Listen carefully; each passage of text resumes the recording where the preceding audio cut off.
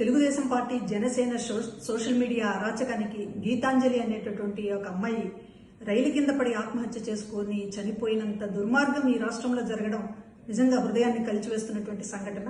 ఆమె చేసిన తప్పేంటి?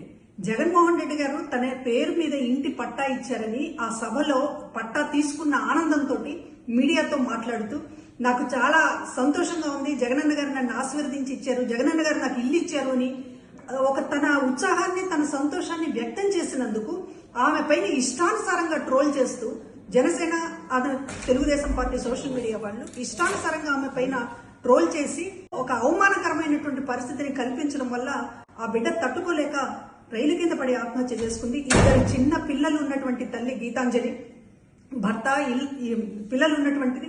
అమ్మఒడి పథకం కూడా అందుకుంటోంది. ఆ సంతోషంతో అమ్మఒడి పథకం అందుకుంటున్న సంతోషంతో పాటు ఇళ్ల పట్టా కూడా వచ్చిందనేటటువంటి ఒక ఆనందాన్ని వ్యక్తం చేసినందుకు ఆమెని నిండు ప్రాణాన్ని బలి తీసుకుంది తెలుగుదేశం పార్టీ జనసేన. వీళ్ళు అసలు మనుషులేనా అని అనిపిస్తోంది.